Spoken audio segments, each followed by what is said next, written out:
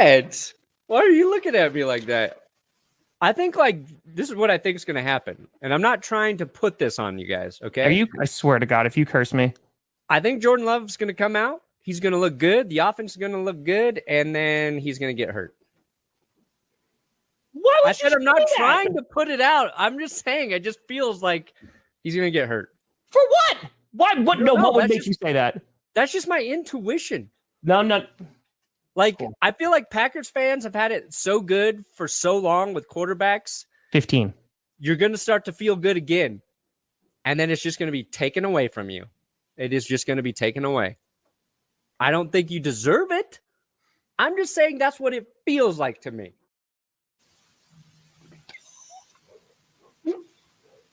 Hey, Brandon, I have a question for you. What if Bo Nix kind of sucks?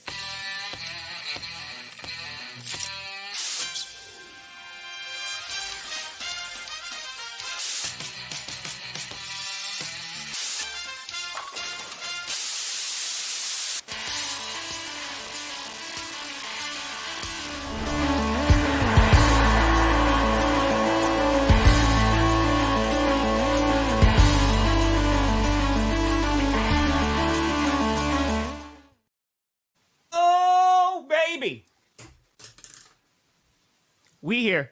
Wish there. You in the right direction. Welcome to another edition of the Grossi Perna Show. I'm Tom Grossi. That's Brandon Perna. And this is GPS. Yeah.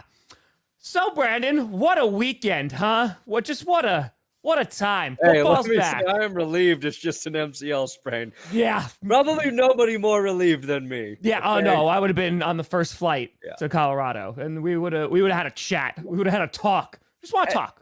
And not because I would be upset about being right. I just don't want my words to be misconstrued as that's what I wanted. And that's why I'm not worried about you saying, what if Bo Nix kind of sucks? Because now it's malicious. Now there's no cursing power there. You can't want it that bad. You can't want it. So I'm not worried. I mean, I don't have to. You already look like you suck. So what do you can't say it after the fact. You're taking the power out of the words. You're just like, yeah, it wasn't good. So yeah, Bo picks. Picks Nix, blow Nix. Come on, you guys gave them to me all. I took them all. Dude, and the thing is, both our teams, there was some suffering that occurred this past weekend. You yesterday. Yeah. Packers on Friday. Yeah. But I would still say, even with all the suffering that our team has gone through, we were not even the worst teams after week one. So you know what? There is some... There's some solace in that we are, that we're not a Browns fan, because that was a stinky game. Good you know God. What, though? Actually, I think Browns fans you're in an okay spot. Not for this season. No, I was going to say, not for the next 2 years, but But if Deshaun Watson continues to play like ass poop ass, caca, poopy caca, they'll get rid of him. They'll eat the money. They'll eat the guaranteed money. And then you can root for your team again. Yeah. Hey, we showed you guys how to do it. Browns fans. I know you hate Broncos fans. You hate John Elway still. Yep. You guys tell me that every time I reference the Browns or talk about how bad the Broncos have had it. You're like, you don't remember what you did to us in the 80s. I'm like, okay. But we showed you the way. You pay your quarterback all the money. You just let him go, and you draft somebody. Yep. The formula's there. And the worst thing that could happen for the Cleveland Browns is Watson is mediocre, where he's just good enough where you don't think you can upgrade. But if he keeps playing this bad, just cut his ass and move on. And just lose all the money for the next 2 years, the 3 draft picks. Yeah, you eat it. It's fine. Sunken cost, right? Hey, I'm living that. Yeah. And you're not going to have what you would call maybe a great team for your rookie quarterback. Because that might be, the biggest battle Bo Nix and the Broncos face is we need a dynamic playmaker on offense. And I don't know if they have that. But yeah, Browns looked bad. We were talking about it right before the show. Tom was so giddy about the Panthers looked horrible and the Giants looked horrible. And not because we want those teams to look bad, but because I think the way it ended for the Packers, you guys just felt down. Yeah. I'm like, it wasn't good for us, but it was like, you know what? There are teams out there who do have it a lot worse this week. You got to have some perspective here, right? Because we're talking about the Cleveland Browns, how bad they looked. Then we could talk about, I don't know, the Giants. Sam Darnold finally looked good at MetLife. Finally. It took forever, but he finally did it. Yeah. And good God. And I'm sorry, Aaron Jones doing a Lambeau leap after his first touchdown as a Viking. That didn't sit well. Didn't feel good. Sick. No, it wasn't great. But good God, Giants, and it's just week one. Just week one. But good God, it was awful. And I feel like there wasn't much hope for Panthers fans. There wasn't a lot of hope heading into the season, but there wasn't a lot of hope for Saints fans. A lot of Saints fans going like, it's going to be kind of a mid-year. You know, I don't really know how much is going to change. Yeah. And then the Saints beat the piss out of the Panthers. And it's not just how they beat them, but oh boy, Bryce Young looked awful, like legitimately bad. And besides that Joe Barry game last year against the Green Bay Packers, it's just week one. But I think any hope that Panthers fans had, they're like, they have that extra game yet? How many weeks are left in the season? Because I feel like it's already starting to be there. Yeah, dude, I hope Baker Mayfield leads the league in touchdown passes, in yards, in fewest interceptions this season. MVP. That would be so funny. Baker MVP. For not for the Browns, but for everybody who was like, well, maybe don't sign a sex offender. Maybe. Also, the Cincinnati Bengals losing to the Patriots. And I'm sorry. Hold on. You know what? Tom Grossi's going to stand on his business a little bit. I got crap from you. I got crap from all the Bengals fans for not putting them in my top 10. I got crapped on. Yeah, but you also said Joe Mixon sucked. So yeah, I was wrong. I was dead wrong. I was so wrong. Joe Mixon made me look like an a-hole, dude. I was like, oh God, he got 30 touches. Dude, he was like 159 I did not think they were going yards? to feed him that much. I think because he didn't do he was very last, but nope. Yeah. I was wrong on that one. I'm trying to think of the thing I was most wrong about for week one. I was so wrong about Joe Mixon. I wasn't wrong about Bo Nix, which sucks. Yeah. You know, I think we all thought Sam Darnold could look good in the Vikings offense. Yep. Said he's going to win games. Forged it. Yep. Dude, Sam Darnold and Derek Carr just looking like the two best quarterbacks in the morning. You're like, what's going on? Dude, that week, like the early slate was wild. And that's why I was like super excited. I was like, okay, I don't think this game's going to be good, but maybe the Cowboys-Browns game will be good. No, it was so bad. It was but Derek Carr standing in the pocket, that first touchdown of Shaheed, he's just like, I'm just going to drop like a 45, 50-yard bomb. Right in the breadbasket. Just like we all anticipated. He had the need for Rashid. It's true. It's like this Monday, week one, you and I have just consumed all the football. Yeah. And you're excited to talk about everything. Yeah. But then it's just like, okay, what's actually like... What's the big things we can actually like dive into? And I just love the feeling of like the chaos and not knowing. Like it's like, I don't need to talk about the third receiver on this team and how he overperformed of where he was drafted. Bo Nix, yes, we'll get to the Broncos. Yeah, we'll get to. Yeah, we'll talk just because we'll scale back a little bit. Packers losing to the Eagles on Friday night in Brazil. So many things about that game, too. So many things, dude. It was disappointing because I'm not insanely upset about the loss, if that makes sense, because I think there was a ton of really crappy week one football. Like, there was a lot of rust. A lot of teams did not look great. And it was a 4-yard difference in terms of the offense. It was 410 yards to 414 yards that the Eagles had. So, like, they were pretty close there. Missed opportunities, right? The Eagles have a good D-line. We couldn't establish the run until the second half. Couldn't capitalize on those turnovers, just getting field goals. And like the pieces were there. And then the way it ended with Jordan Love getting hurt was just such a gut punch. Yeah. And it was like, oh crap.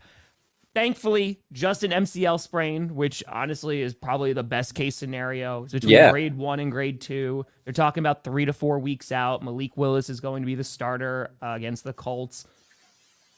We'll see how that goes. We'll see. Dude. But if he's only out for 3 weeks, I can survive for 3 weeks. Sure. I can survive for 3 weeks. There's never been so much like luck in my takes in my life. Yeah.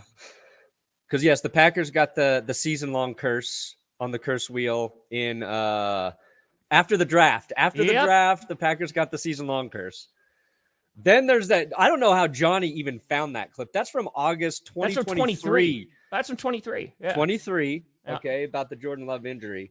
And then I was like, I know it's not a huge thing, but if you're a team cutting both of your backup quarterbacks at the end of the preseason and trading for a guy, like that's not a good sign. And it's not because like you need to have like a good backup quarterback if your star QB is out for the season, right? Like you're effed if that happens. Sure. You want a good backup for this situation where you need a guy to get you a couple wins in like a 2 to 3 game stretch. And I was like, this is probably me just bitching about something to try and poke a hole in the Packers because everything's going so well. But it's like maybe Malik Willis is good because we saw him play all right in the preseason. That's why the Packers like, let's bring him in. Yeah. But if I know anything about preseason football, Bo Nix didn't look good. Jane Daniels is okay. Caleb Williams didn't look that great. It's like all that stuff is just fluff. Yep. So it's like you and I talked about that people are keeping track of training camp stats. And I was like, what are we doing? Insane. What are we done now? Have we now understood how stupid this is that we don't need to keep track of it? But I agree. Sorry, continue. No, but we had Gareth Reynolds on right after the game, and it was just like, it's actually an elite move for a quarterback to get hurt right at the end of the game if they're going to lose. Because all of a sudden, you don't care about the loss anymore. You just want your guy to be okay. Yeah. And we didn't, like, I saw him down, and I didn't see, like, the knee moving video until, like, after we, like popped. After Gareth left, and I was like, oh, God. I'll elevate him. But what I tried to say on Twitter for Packers fans was that I saw that in basically a very similar thing happened to Patrick Mahomes, where his knee dislocated. And the fear there is that once your knee just like buggers out and goes sideways or forward, that it tears a ligament when it does. I was like, but we learned that Mahomes had super bendy ligaments and tendons, and dude was back like in 3 weeks. And it turns out when you're young and spry, like Jordan Love got very lucky, and it wasn't the worst case scenario. But I think for a lot of quarterbacks, that when that knee does that, it's getting shredded. So you guys do have a little bit of luck on your side right now, which is nice. It's a good thing to have. Love. The Broncos had that and also still lost. So, you know. Yeah. But Jaden Reed, holy shit. He was the dude for you guys. And I don't know how good or bad the Eagles defense is or the Packers defense, because I think both of those teams struggled to tackle and be in the right position because the slip and slide they were playing. The field wasn't good. Yeah, the field was not great. Which brought up to conversation too, because I think people use this as evidence because heading into the Brazil game, there was so much just vitriol and garbage online, right? Of like, oh my God, people are going to get hurt and all this crap, blah, blah, blah. And then you look at the field and people are using that as hey, this is why we shouldn't play international games because the fields are really terrible. And my counter with that to be like, listen, it sucks that Jordan Love got hurt and then had to get on a 10.5-hour flight. That's not great, no matter how you cut it, right? That's the tough part. That's how you cut it. However, like we are not even 2 years removed from the Super Bowl and that garbage ass field that was being played on. Eagles now, and it's Eagles. No, That's why the Eagles won. That's why they've played on that field. They got before. Experience. That's it. So I think it's a mix of hey, you just need to have these standards here, and it was that mix of grass because the Packers have the Kentucky bluegrass and the synthetic. Like that's what the Eagles and also the Packers have, and that's what Brazil's field was supposed to be too. It just was not. It was not up to par. Yeah. It's and they play. I mean, we still got MetLife Field, so yeah. Except we got FedEx Field. The NFL doesn't even have the best fields for their own players. And Jordan Love's injury wasn't because of the field. No. That was just a freak play in a desperation moment. It sucked. Yeah. And then to be a backup quarterback and have to come in for like one play to set up like a Hail Mary. That's a tough spot, man. I feel bad for Malik Willis. Like Malik Willis comes in, throws a Hail Mary, we win. Oh, then it's like pandemonium. Nope, he just got sacked. It sucked. Yeah. He got sacked immediately. Did not go well. Did not go well. Curse wheel is 1-0. The curse wheel is 1-0.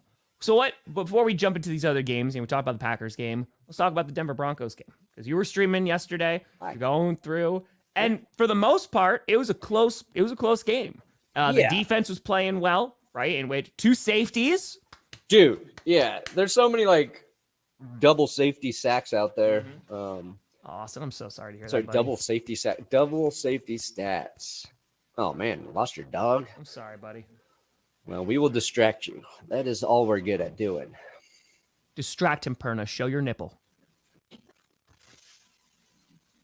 Does that do it for you, Austin? Continue. Distracted me. I love how there's no hesitation too. It's like, all right, this is my job. I think the last team to get was a Broncos-Dolphins game where there were 2 safeties. We were winning at halftime. You could have had 3. Could have tied the record. We were this close to tying the record for 3 safeties in a game by the same team. And that's, I thought luck was on our side because of those things. But one safety happened because Bo Nix threw an interception at the half-yard line. The other safety was just incredible special teams play. Yeah. Riley Dixon, the punter, looked great all preseason. He carried that over. Great play there. And the defense was very good in the first half. But what the Seahawks did in the second half was run the ball effectively. Geno ripped off a long touchdown. And we just couldn't keep up. It was the run game really broke it open for Seattle. And that's the Broncos' issue right now. They couldn't run the ball effectively again. And that was last year too. That was their problem last year. Right? Javonte hyping up like it's going to be so good. Yeah. Yeah. And Javonte had carries early and then he was not in the game. I don't know if he got dinged up or something. But Bo Nix, you don't want to overreact. That's what you're trying to do. Sure. But there you go. There were a lot of passes behind the line of scrimmage, around the line of scrimmage, which you can do. You can use those passes as an extension of your run game, right? Sure. That's an offense that works in the NFL, but you have to have guys who break tackles and turn those into gains.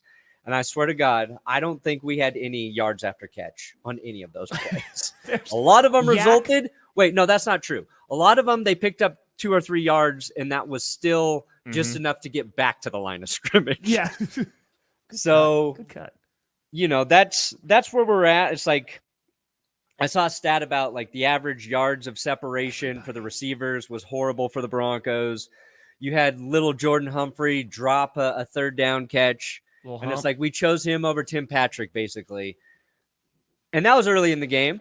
And then Bo struggled getting the ball downfield. He did. You can look at it a lot of different ways. He wasn't accurate on a lot of his balls going downfield. He missed Cortland Sutton high. He should have had another ball intercepted. And then with the game on the line, he threw a pick. Okay? But it was the way that you're talking about, the one to Woolen, right?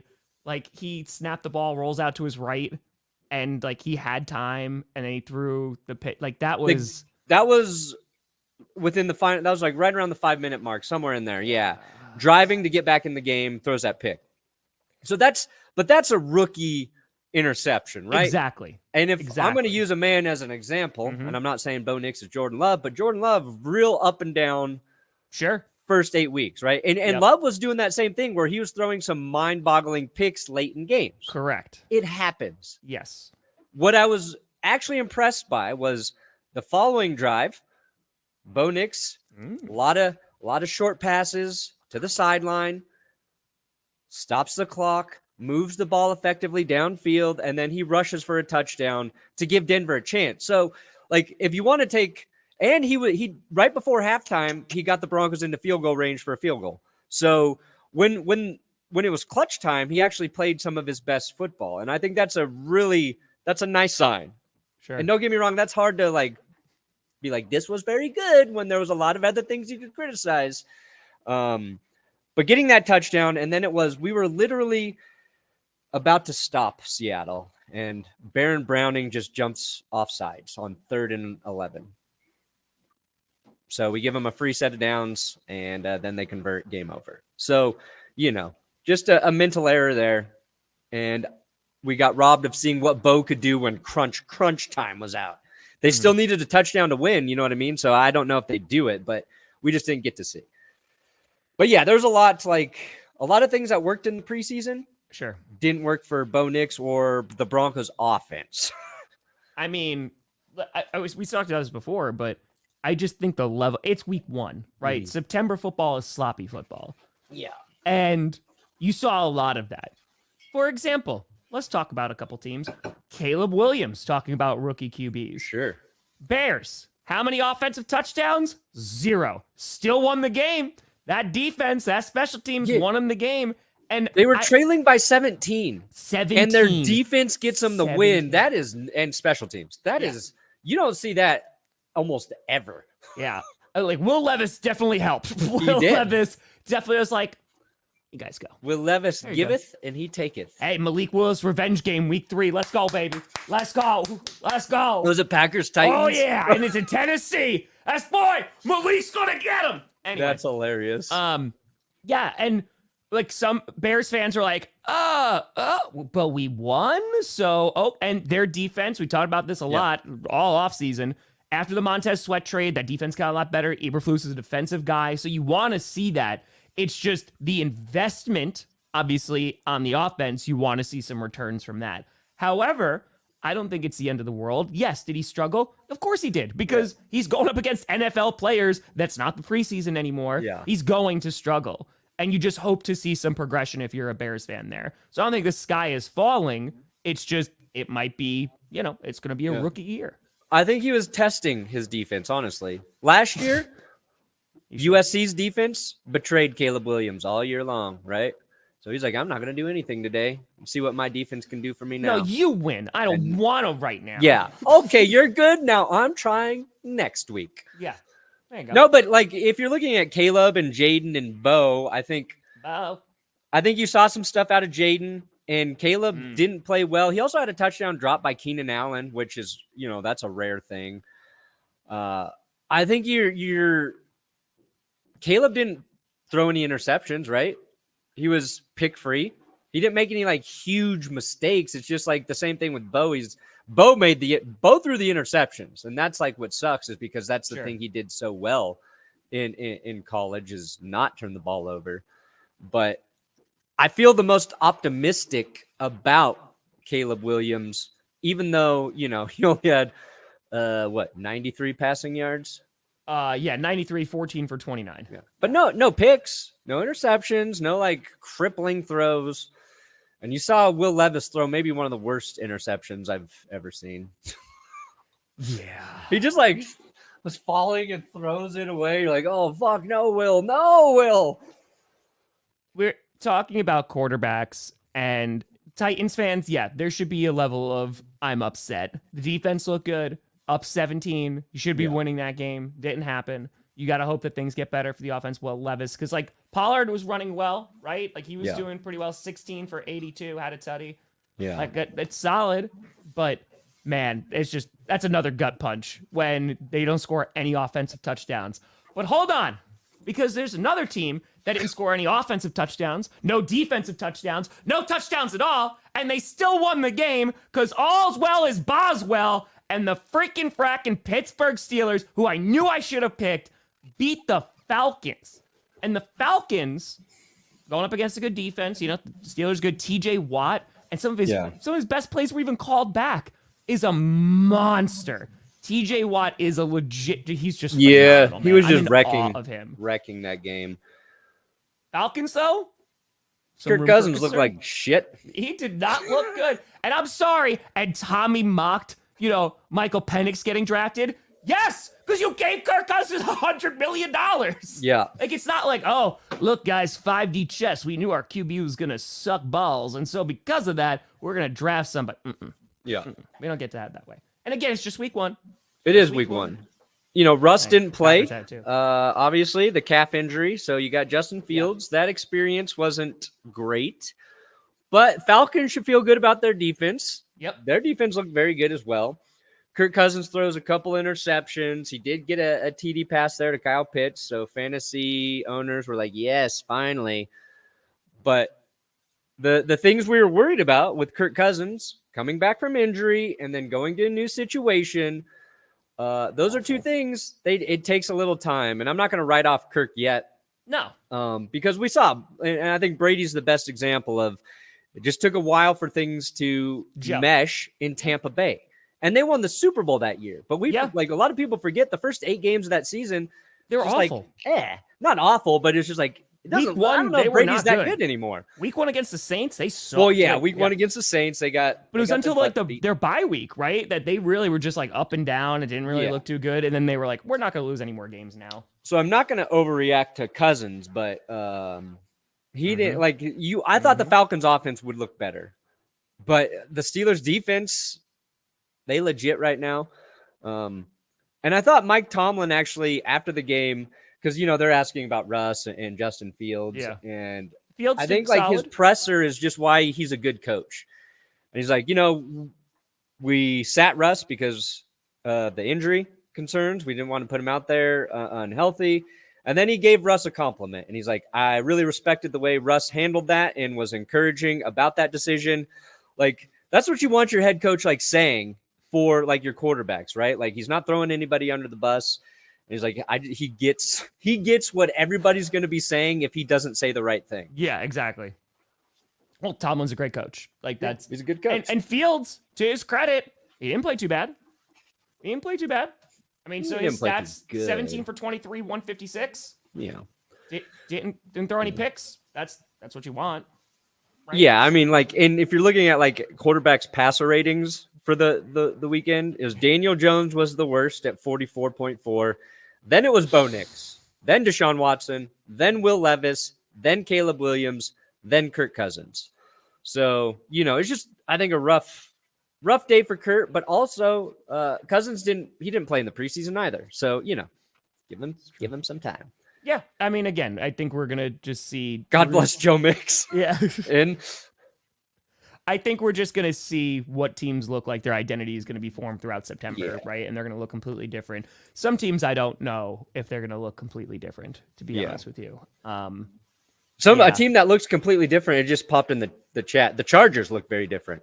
Yeah. This is a run-first team. J.K. Dobbins, back, baby. Good. Man, I hope he stays healthy. Like, I hope, because JK and Gus, I love both those guys. And when they're on the field, like, they're so much fun to watch. And I hope. I saw the Chargers got that big win against the Raiders.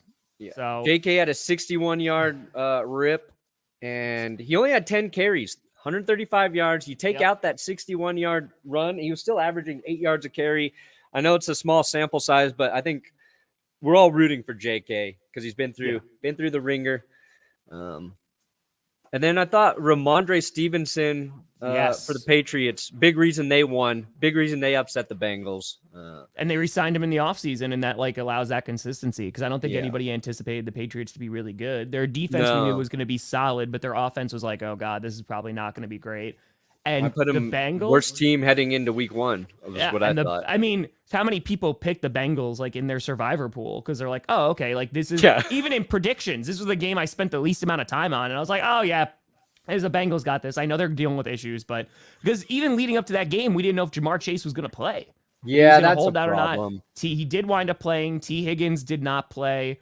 And yeah, the Bengals, who by the way, maybe just week 1 is not for them. No, like they're not a week 1 football team. Maybe they just need to stop. Yeah, week 1, they treat it as they've been starting slow these past few years. Yeah. And it just didn't look good. And they got punched in the mouth, and I think there's opportunities for them to get better. However, I will say there's still a lot of question marks on that defense. And that was my big concern with them is like, okay, is that defense going to be good? Is it going to be like, is that secondary going to be better? Yeah. And I don't know. I mean, the rushing game, Zach Moss did all right. He did pretty solid, but. Yeah, it was, and the Bengals had they had opportunity to win the game, and they couldn't get it together. They couldn't put a drive together. We'll see. I'm not even like we've seen the Bengals. Like they didn't look good week 1 last year. No. I'm not even going to think about the Bengals until after week 2. Then I'll be like, okay. Yeah, you start going into like October, and then you're like, okay, like maybe this is what this team is. Yeah. This game was super fun to watch. Yeah. Texans Colts was damn. Like I'm excited for the next time that we're going to see these two teams play. Yeah, they're fun. They're super fun, dude. I mean, first of all, the Strouds looked like they were rocking. Not only have a good run game, Stephon Diggs did well. You know, like they look back. And I think as the season goes on, that offense could look even better, which is going to be a lot of fun. But Anthony Richardson, a guy I would say had one of the most like talked about off seasons about expectations and like how he's going to play and what have you. And people crapping on him already. And was he perfect? No. And that's then the problem. That consistency needs to be locked in. But good God, man, some of those passes were phenomenal. Yeah, he had one of the most insane passes of the week. It was like 60 yards. Yeah. I think like you'll look back at that pass and be like, it's one of the most insane passes of the season. And I'm not trying to Chris Collinsworth him, who was just like last Sunday Night Football, like Matthew Stafford just made the best throw of the year. Here's a guy. Redonkulous. Then he said redonkulous. But Richardson was like falling to his side, and then it was like a 60-yard bomb. Yep. And the best part about that Anthony Richardson question in the chat just a second ago is we still don't really know how good he is, because he had like 200 passing yards on 9 completions. Dude. Like he's an anomaly. He is 9 for 19, 212, 2 touchdowns and an interception. Because that's like insane. the highs are high, and then it's like, all right, you gotta hope that you can reduce the lows. Yeah. And that's why Richardson was drafted in the position that he was, because the potential, oh man, I mean it's right there on the field. And he rushed for a touchdown. And he got pretzeled up by the defenders as he's going into the end zone. I'm like, oh God, I hope he's okay. Yeah, okay. Because that's the concern with him. He was okay. And I think like the Colts didn't win the game, but you gotta be happy about the performance of the team. The Texans, they're built to win. They leaned on the run, which is smart, but they could have like destroyed Indy, right? Like that's how good we thought the Texans could be right out the gate. But Indy's solid. Anthony Richardson's going to be fun. I hope he stays healthy. I hope he plays all year long. They didn't get a lot out of Jonathan Taylor in the run game, Indianapolis. So, there's some areas where I think they'll be better as the season goes on. But, yeah. And CJ Stroud, like, he also had a throw where he's rolling right and then throws back across the field. And, of course, he finds a dude. And you're like, yeah, CJ's got it. Like, it's a throw you don't want 90% of the quarterbacks making. And it was a net positive for him. So, yeah. And so the Packers are taking on the Colts next week at Lambeau. Yeah. And I was like, okay, like, let's see what we can do. They could get run on. I mean, Mixon obviously had a really nice game, and I worry about that Colts defense, the run defense. Yeah. But and again, Alex Pierce had a hell of a game for Indy. Oh, my too, God. So, and Pierce is a guy they've been waiting, right? And because Pittman had, his year last year. He's always been good, but he took that next step. He got that extension, too. And if Pierce could be that deep threat too, like that offense could be a lot of fun to watch. Yeah, it was, Alex Pierce and Jamison Williams, like 2 receivers. Everybody's kind of just been waiting for. They both had really nice games week 1. That was infuriating. Everybody was a doctor after the Jordan Love thing. Everybody. Oh yeah, dude. Everybody and their mom was a doctor, and they were just like, "Oh, well, this is it." And I was like, "Nope, But it's worse because there are actual doctors diagnosing it. Correct. And those doctors, like, they know, like, what situations could lead to what injuries, but they also know they can't know unless they got an MRI to look inside the fucking room. You're not in the room. Remember the doctor I said I wouldn't trust that guy to be my doctor? Yeah. He is on there a lot now. And I think he's, like, good. Like, I think he's pretty good. Like, he's trying to be, like, there's another dude who does it who I think is a little bit better because he looks more trustworthy. But it's like, they got their diagnosis out there like right away. And that is a weird YouTube business to be in. It is. Because you are qualified to talk about those 100%. things. But you're making your living on dudes getting hurt and trying to figure it out as soon as they do. It's not. It's like It's just odd. And I'm not saying it's bad because Sure. a medical opinion right away. People want that. Sure. But it's like you said, until you see the MRI, like we could all speculate, and that's why when I was on the phone with Johnny at like 1:30 in the morning after the Friday night game. I was like, you know what? Like maybe I'm a little optimistic, and the reason I was optimistic is because the Packers are the most like injury conservative team that they will not put anybody out there unless they are 100% clear. And the fact that Love walked to the locker room, he walked out of the locker room on his own power too. Like they would have had carts, they would have had boots, they would have had all these things. So I was like, all right, maybe. And then came down the stairs. It was still obviously limping, in the airplane. That's all we had. That's all we were going off of. And then you had everyone going, well, it could be this, and this. But I'm just very happy that it is what it is. And we're going to see Jordan Love play. And we're talking about the division. I'm just happy that the Packers season isn't over after one game. Yes. So that's the most important thing.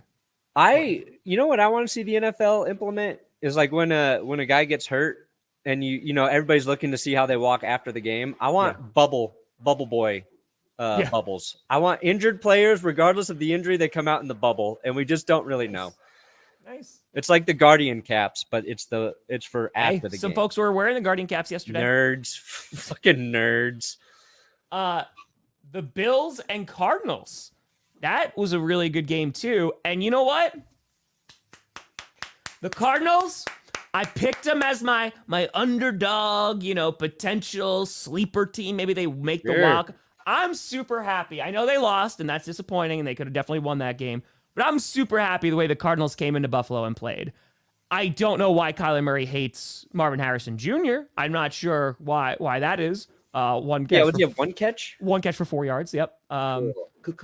Cool. But again, and this is why you have players like I'm going to take two for example, Justin Jefferson and C.J. Stroud. Right? You could also throw Jamar Chase in there, probably too.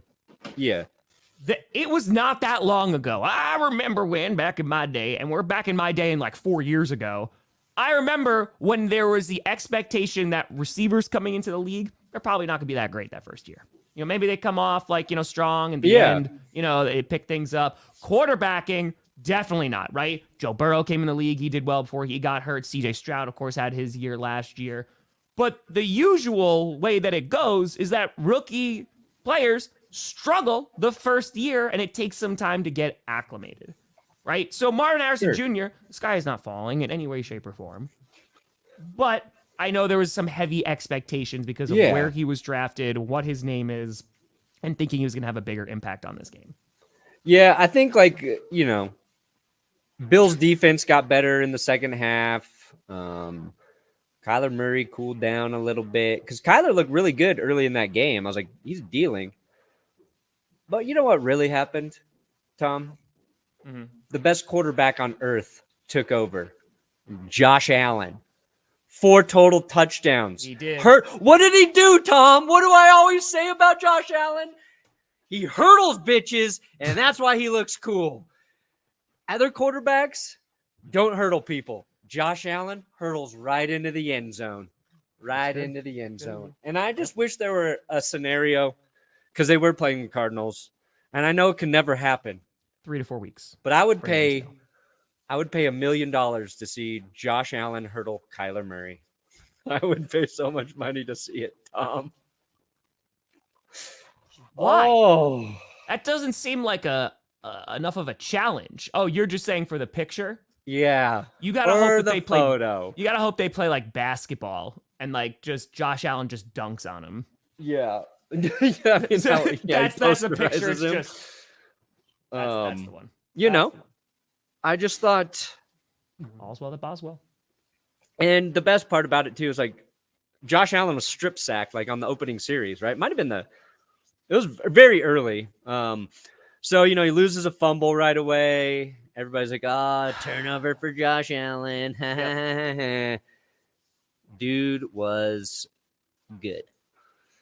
He was very good. He's just entertaining. He took over the game. He did. That's what you want to see.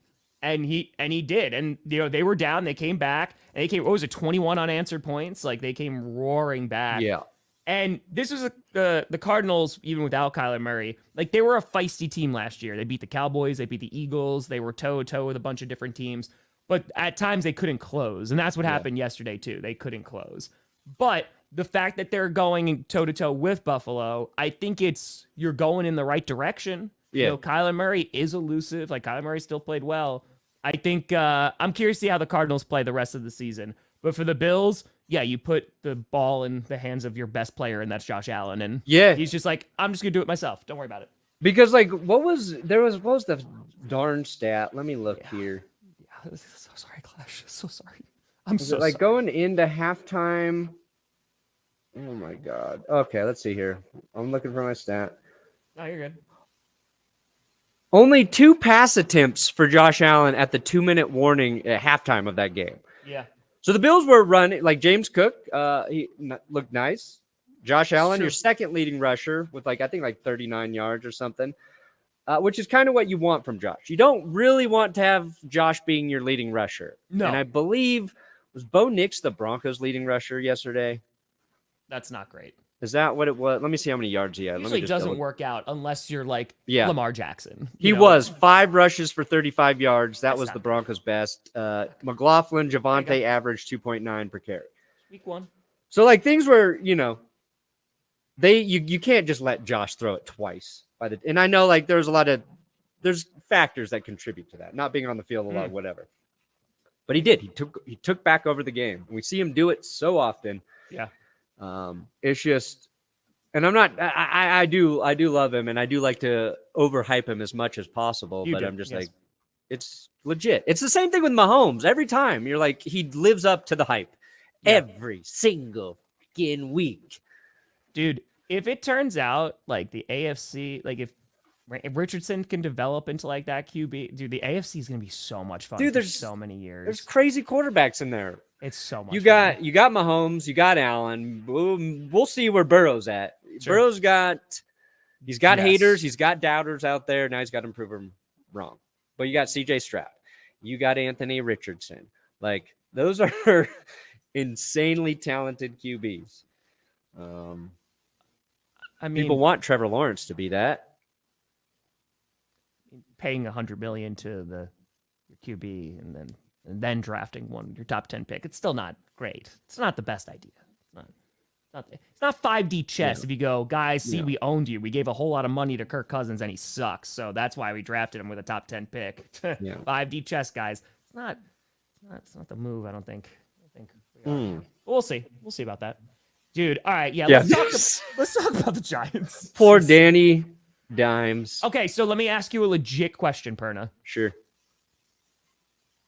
After week 1, who's got it the worst? I'm going to give you 3 teams. Okay. The Giants, the Panthers, the Cleveland Browns. Oh, my God. Because Cleveland Browns, here's my argument. The Browns went up against a very good football team in the Dallas Cowboys. And say what you want about their playoff lack of wins, but they're a great regular season team. They had a good defense last year, finished with the 2 seed, right? I don't want to excuse because we'll talk about like the actual game that we had to all suffer through. Then you have the Panthers going against the Saints, division rival, and then you have the Giants going against the Vikings. Who you got? Who's got it the worst right now? I think the Giants. And I think with Carolina, because it was bad, and I wrote in the winners and losers script, like I expected very little from Carolina. So it's actually impressive that they exceeded my expectations of how bad they could be. And I did them a favor. Like I put the Patriots as my worst team heading into week 1, and I put Carolina at 2 to be respectful for the Panthers and the Rams because I fucking feel bad for them. But they do have a new head coach, right? They're in a weird rebuilding thing. They let Brian Burns go. Like they are kind of, I don't know. I expect them to be that. And I expect the Giants to not be good, but this is Dable's 3rd season there. Daniel Jones, is this his 6th season, 5th season? Where's he at? Too many. They get a receiver in Neighbors. Like they should be a little bit better. And the bed is covered in feces. because the Giants shat it. They shat it hard. It's true. It's true. So yeah. So you're second Giants? I'm saying but the Browns, in terms of where they overachieved towards the second half of last season, to where they're at now, like that feels like it could be a big fall. They were a playoff team, and they feel like they could be. Oh no, we're picking top 8. But you still think, like, they got playmakers in Cleveland. They get Chubb back, things like that. They got things that can get better. So they don't have Joe Flacco. It's also going to depend to see how the Vikings play and the Saints play for the rest of the season. Because maybe, like, is Sam Darnold going to... I said Sam Darnold's going to win him some games. Right? Sure. They have enough weapons. Aaron Jones looked real good yesterday. But if the Vikings are like a solid football team, maybe it doesn't look as bad. If the Vikings turn around in like a few weeks and they're garbage, then it's going to look even worse. I think it's... In terms of positioning, I think you have it right. The Browns, right? It's like, oh man, like this is bad because of the trade, because of the money, because of all this stuff, and where they were last season. It looks like things have gotten worse. One of the stats we were talking about deep into the second half was that 50% of their plays were either for 0 or negative yards. That is not a good stat. They had like 1 first down the entire first half. They got their second, third, and fourth first down on 1 drive. Right? That would turn out to be their touchdown drive. Like, they were abysmally bad on offense. Like, it was horrendously bad. We watched that whole game. It sucked. Like, that was a very bad football team. Watson, he's elusive in the pocket still. Like, he's able to make guys miss, but he doesn't have the speed. The deep ball is not there. Like, it looked like at times he was afraid to throw the football. He's also elusive with the long arm of the law, Tom.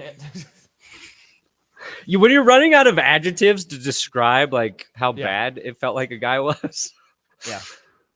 Honestly, I love Myles Garrett so much. TJ Watt, man, like TJ's dude, he's somehow the best defender in the league and still a little underrated. He didn't get Defensive Player of the Year last year, and like they gave it to Garrett. And I love how that's a fight, and it's within the AFC North. Yeah. Right? It's just like, no, we have the one defensive guy who's like holding it all together, and he's like, no. Watt was, again, he had like everything yesterday, and a bunch of those plays got called back. Yeah. And then you have the Panthers, who at least there's a rookie quarterback.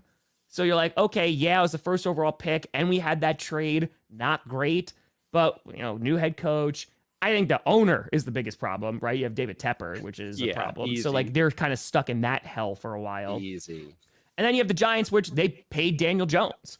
Yeah. And they're just like, okay, cool. Are we just having another year of waiting, and we're just going to wind up drafting a guy, which they kind of knew when they paid him anyway, that they were likely just going to be drafting a guy. Yeah. And I think on top of that, Saquon playing so well on Friday is just really that's the knife getting twisted. Yeah. Yeah, because Saquon, arguably the best running back all week so far. Giants Panthers are there.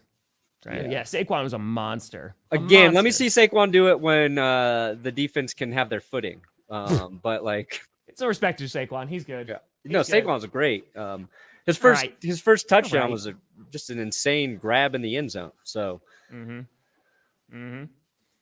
oh my God, yeah. You want to talk about Germany getting that Panthers Giants game? We knew it was going to be bad, but Week 10 in Munich, oh my God, that's going to shape up to be the ultimate tank bowl. Ooh, that looks like that is going to be hot poo-poo garbage. That is going to be... Yeah. No. But I don't think I think there was Giants fans like, no, he is going to suck. We're paying him. I don't think there was a ton of people that were super happy about it. So... Yeah, what penalties negated Watt's sacks and fumbles? Was it like... One was like a defensive holding or pass interference, right? Yeah. Yep. Dude, it was... Cool. And Richardson had that time. Also, Dolphins and Jaguars.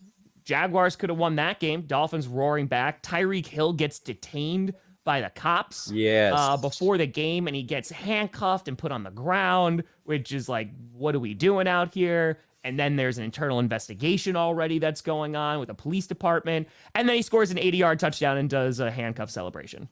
Yeah. He The officer has been put on administrative leave. Sorry, God, I can't talk. Administrative leave.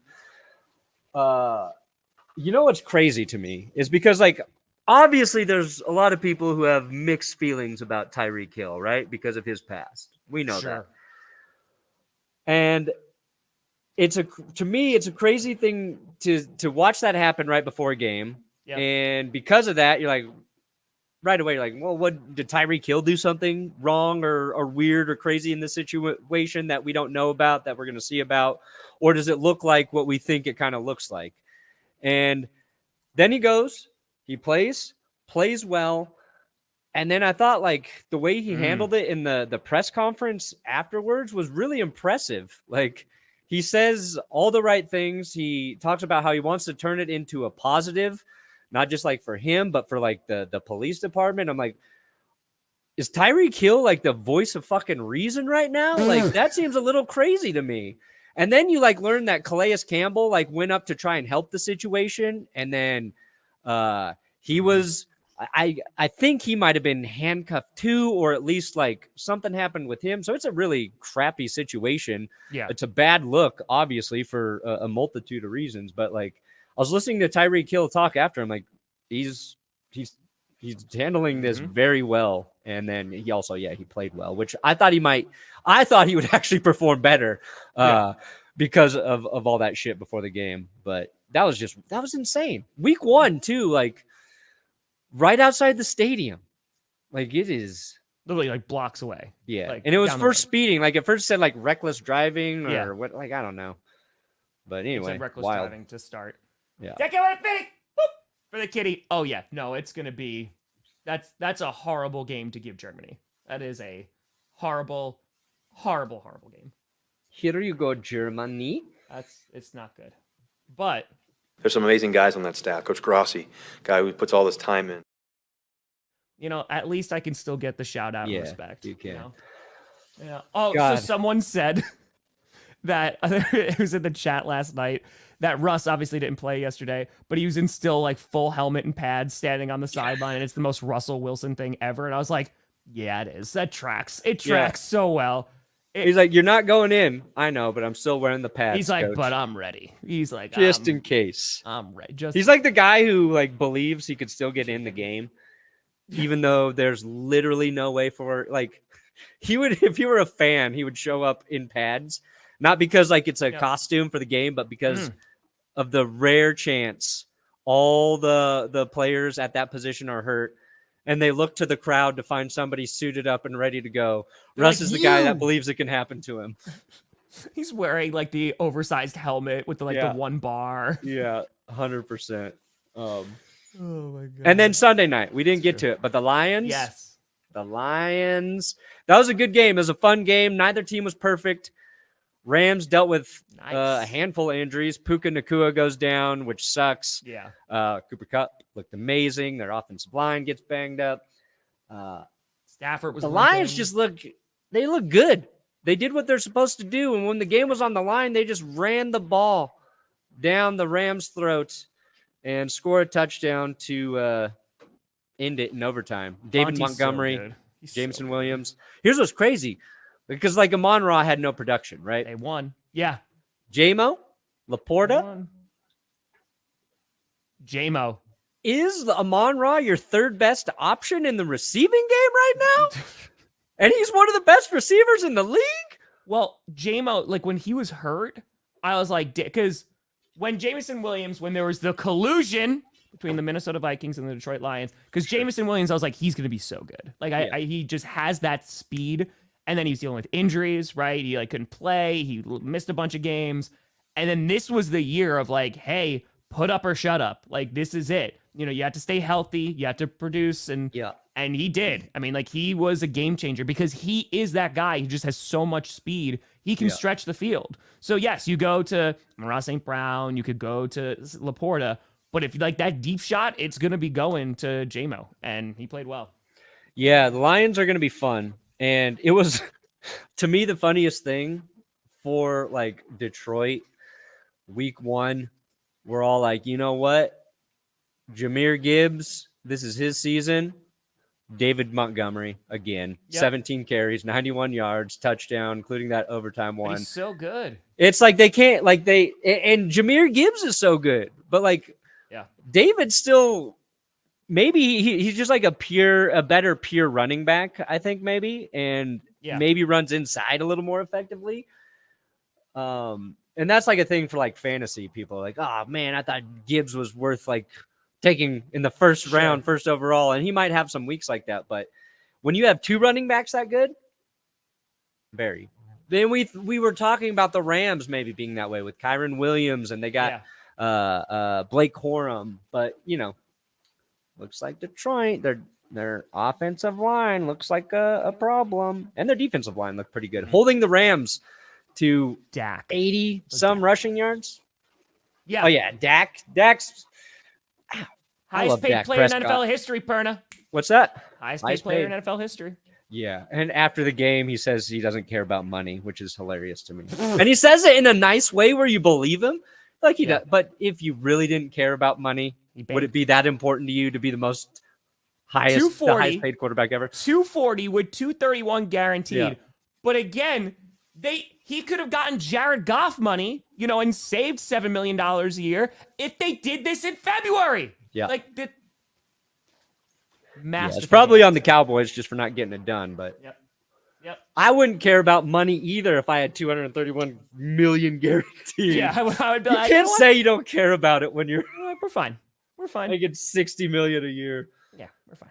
We're totally liar. That's it. No, the Lions, I mean, the big thing was, and this is why I picked them to win, if their secondary was better, and that was their weak point last year, and it looked good. The secondary looked pretty good. Who's secondary? So, the Lions. Oh, yeah. That's where they sucked last year. I know Arnold got banged up. Nobody can cover Cooper. Yeah. Well, feeling very good about taking Cooper Kupp in a lot of my fantasy drafts. did too, and I was like, he was always available. Everybody wanted Puka. Because everyone was like Puka, and I was like, no, I mean, like, if he has that, this is gonna be fine. Yeah. Dude, as soon as Puka kind of got a little hurt in preseason, I was like, I'm not touching him right now because he's going in that first round. Yeah. And unfortunately, like, I'm waiting to see like what's up with his knee, but And then tonight, though. Woo. Oh, tonight we got the New Jersey Jets taking on the 49. That's good. That's gonna be a stream. That's gonna be a time. In terms of how many people are gonna send out that tweet after Rodgers in for 5 plays, and he just makes it past 4, and they're like, "Progress, baby, progress. We've done it." Dude, there's people already have that tweet saved and ready in the to drafts. put out. It's in the drafts. Yeah. They got him running with the flag in the video and they're all that shit. Although using that meme for the Packers was like, But Jordan Love's going to be all right. Oh, he's out for a while. I feel good about that. Yeah, no, he's going to be. I think this Who do you game think wins tonight. I was going back and forth. I picked the 49ers, but I don't feel good about it. Yeah. A CMC runs all over them. Because again, that's where their one part of the defense wasn't as great. The Jets, it was their run defense. Yeah. If CMC is able to like run the ball a lot and they're able to establish that, because I think Purdy might struggle with that secondary. I think he might. They got good secondary. He could. No, I mean Jets defense is good. I think any quarterback except Zach Wilson struggles with them for whatever reason. Oh my God! You know what we should do, folks? A clickbait punishment. We need to get Perna to buy a Guardian cap and wear it. Oh, I'm not wearing that nerd streams. shit. Oh, we got to do that. And we have it decorated with Pokemon too. Oh, Here's all right. I want the better helmets. I want the safety for the players' heads. Sure. I don't understand how the NFL has these sleeves you put over your helmets. But not as good. But they haven't just designed a helmet that has that as part of its makeup. Sure. Like, is it a softer shell on the outside where there's parts where like the helmet, gives a little bit? Mm-hmm. Why is it like you can be safer, Reality. But everybody's going to make fun of you. So go put this on your head. Go wear it. Yeah. I like it. And I'm obviously like being facetious about calling the players nerds who want to wear those things. But it is like, there's an aesthetic thing where it looks dumb.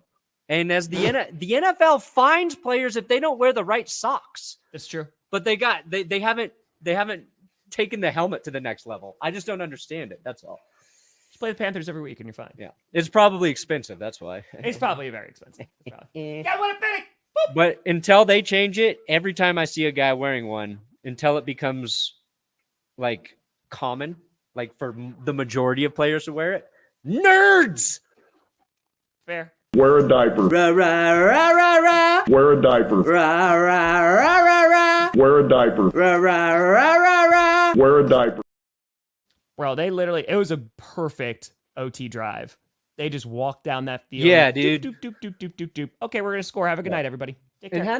Take care. It's been a while since the Lions actually won in overtime, right? Yeah, they played well. Like Dan Campbell, gutsy, went for it on fourth, converted, but it was a good game. If you want to like talk about a bad thing Kevin. for the Lions, it was, with the game on the line, driving late, middle fourth quarter there, Goff throws that pick to John Johnson, and you don't want to see that from your quarterback. No. I gave Bo Nix a lot of shit for throwing a pick kind of in a similar situation, but that was the dude. Well, Anthony Richards' arm is insane. I mean, like it was just fully on display, dude. Like the arm strength is gotta ridiculous. Limit the mistakes. You gotta limit like the lack of accuracy in other areas, and then you're rocking. Yeah, who suspected that literally the only team to get a win in the AFC North are the Pittsburgh Steelers, and they did it without scoring a touchdown. Yeah. If that ain't week one football, I don't know what it is. Mm-hmm. Ooh, you think that early? Ooh. Dable gets canned? No, I mean, dude. I could see him at the end of the year going, but he also walked into a situation where he never really had a quarterback. Yeah. Dude, like if you're going to take a head coaching job and you are currently coaching on a very good, fun team with a quarterback like Josh Allen, you better go to a place where you have a good quarterback. Yeah. And if Bill Belichick does coach next year, he is going to go to a team that has a good quarterback. I guarantee like that's his only criteria. Do not give me an asshole is basically what Belichick will say. And be like, Bill, let's not call like a guy who's not good at playing quarterback an asshole. He'd be like, he's an asshole. Bill is on a million different shows right now and probably getting paid a cajillion dollars. He might not go back to coaching. He might just be like, you know what? This is nice to be wanted. We're going to see him on more Ring cameras, like leaving people's apartments and stuff. It's bizarre. Like a man who refused to talk. Now, like everybody's like, we want you, Bill. And he's like, okay, I'll do it. All right. Why not? That's fine. Dude, Monty's so good. I hate it. Oh, yeah. Germany's getting punished. That's a horrible game to give him. Did he go straight from the Bears to the Lions? There wasn't like a... Yeah, it went Bears to Lions. Yep. Yeah. Yep. Division. Never let those good guys go. No, dude, he's so good. So good. Real quick, so I do want to talk about, we just talked about the Tyreek Hill aspect of it, though. But yeah, Trevor Lawrence, 12 for 21, 162, got sacked 3 times, had a touchdown. The Jaguars should have won that game. Yeah. I picked the Dolphins to win, but I'm not really upset with the Jaguars. And what I mean by that is like, okay, because they're a very suspect team right now. In terms of like what happened last year, the collapse, Trevor Lawrence gave him a lot of money, and I thought pretty good. That one touchdown throw to Brian Thomas Jr. was beautiful. Yeah, beautiful. I mean, it was a great catch by Brian Thomas Jr. too. In the Jags, like there was a clip circulating through Jagsville, Jackoffville, whatever you guys call yourselves, the Jackoff guys. The jerk around crew. What do Jaguars fans call themselves? Jaguars? It was I think I can't remember if it's third down, but Lawrence and I think it was Christian Kirk. Nice throw right into Kirk's hands, right out of his hands. Yep. And like that's what the Trevor Lawrence truthers are always like. He gets a lot of drops. The receivers let him down. And part of that is true. He also, fumbles a lot or whatever. That was a problem. But then in this game, you see that drop pass, and then you see Travis Etienne fumble into the end zone, and he had 0 fumbles last year, Etienne. Mm-hmm. So I think, a little bit of an outlier. I think they'll be all right. I think you're right. I think they'll be okay. And the Dolphins didn't play great either, but they survived and they got the win. So, it is what it is. The Jaguars need to close, right? Like that's sure what it is. They're same as the Cardinals. Like they need to close. So no, Panthers definitely have it worse. If there's a game to end in a tie, it's Giants Panthers. Hold on. Yeah, I want to answer a question here. Because they were boring. Okay, going back. But yeah, I mean, well, the Patriots, their defense played well, and Jacoby Brissett got banged up for a second too, and I was like, oh no. But thankfully, things are okay. But Stevenson was great. The Bengals just did not show up and got punched in the mouth. But I think it's also a lot of people expected the Bengals to win, but it was like this. Am I surprised that the Bengals didn't win? Yes. But I'm not like floored because they suck week 1. And again, they didn't address certain issues, which I was concerned about. And for the Patriots, the Patriots and the Saints right now are kind of on the same level. Same with the Vikings of, okay, I want to see them do it against better teams. And I'm not trying to take away anything from them. The Patriots, I think, deserve the most credit because nobody gave them a shot. And they deserve all the credit. They get it. Mayo, first win. Hell yeah. Go Patriots. I don't know if they're going to be a great football team this year. Yeah. Like between like the Saints, Patriots, and Vikings who got like those surprise wins. Dude, the Patriots kind of feel like the Steelers in that they're going to play a lot of close games. Their defense is going to keep them in it. It's just not going to be fun. It's like, when's Drake May going to come in? It costs more money. What's funny to me is like in the preseason, we were like, you know what? Saints fans might really be getting loud about Spencer Rattler coming in and playing quarterback. Yeah. Derek Carr kind of erases that week 1. After week 1, we're like, Falcons fans might be getting kind of loud about Michael Penix coming in to play for Kirk Cousins, right? Yep. It's like, I love how it just changes so quickly. It's like one bad game. It's like, well, maybe our other quarterback is better. And Jacoby Brissett, he did what you wanted him to do for the Patriots. He absorbed the blows. He managed the hell out of the game, and they got a win. Mm-hmm. And they got Drake May back there, who I think benefits from not playing, and Michael Penix benefits from not playing because all the other rookies struggled. So, Lions Bucks next week, and that game's going to be a lot better than I initially thought. Yeah, and talk about that real quick because that's one game we didn't talk about: the Buccaneers and the Commanders. Dude, Baker Mayfield, man, 1, 2. Deal. Mike Evans, dealing. Mike Evans is going to play football until he chooses. You know what? I'm done. Yeah. I'm done. Why not? Because he's just so good. He's going to have 1,000 yards, got another touch, and that touchdown was disgusting. It was so good. He's just so good. He's so good. It's Baker, like, throwing 4 touchdowns, no picks. It just makes me happy. Yeah. Spread the ball around to it wasn't just Mike Evans, right? It's Chris Godwin. Yep. He got a touchdown. Rashad White didn't have like a ton of rushing yards, but he was active in the passing game. Is kind of like a Jahmyr Gibbs kind of like stat line for him. So, yeah, man. Nobody was talking about the Bucs either, and you want them to keep flying under the radar. Yeah. Attention's the devil. Attention's the devil. A win's a win, though. A win's a win. That's it. And then Take the win. Daniels, you got to get that tackle situation looked at. But 17 for 24, 184 yards. He also was their leading rusher with 18. Yeah, he made plays with his legs. Yeah, also, 16 carries. Yeah, took a nice hit on one of those runs. But slide, Jaden. Just slide, my friend. Dude. Slide like you're playing in Brazil, buddy. But I think they'll be okay. I think they'll be all right. I'm excited to see Jane Daniels play the rest of the season. So, yeah, it was quiet. Yeah, that's what Lions fans should be happy about that. You won. You got almost nothing from Amon-Ra, and it wasn't like his fault. Like, you just didn't need to lean on him. And they said it after the game. They could play better. Detroit can definitely play better. And they not playing your best football and winning games, that's what good football teams do. That's like maybe one of the best indicators of a good football team. They don't play their best, but they figure out a way to win. Yeah, like the Broncos against the Bills last year. Good teams find a way to win. Consistently. Oh, well, that's okay. That's because a few weeks later, against the Patriots. I want Kangaskhan. He goes in a little pocket.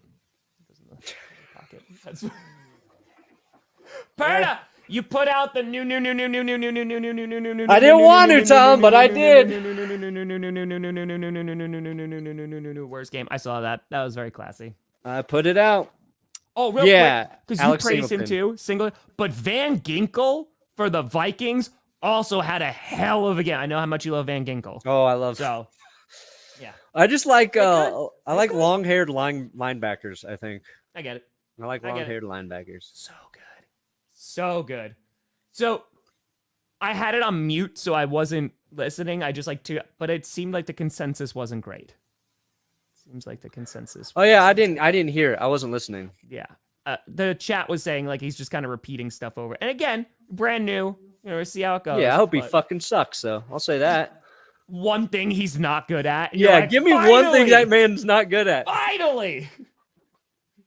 There we go. Perna, what you got coming out today, buddy? We will nothing actually, because winners and losers won't be up until tomorrow morning. So maybe Will and I will be podcasting live later to talk about the Broncos. Yeah, but go watch the new worst. I tried to be as fair as I could while also being crazy. It's a weird mix. It is also Kendrick Lamar's pouring at the Super Bowl. It's gonna be dope. Oh yeah, that is kind of crazy. Okay, if the NFL was scripted, Week 1 coming out today. Every NFL fan's reaction to Week 1 will come out after Monday Night Football. Streaming Monday Night Football as well. I'm going to try to put out another skit. We're going to put out so much freaking content today. So not too busy. No. Not too busy, huh, Tom? Yeah. Legion of Boom 2. Well, we'll see. That second half defense looking good. Second half defense.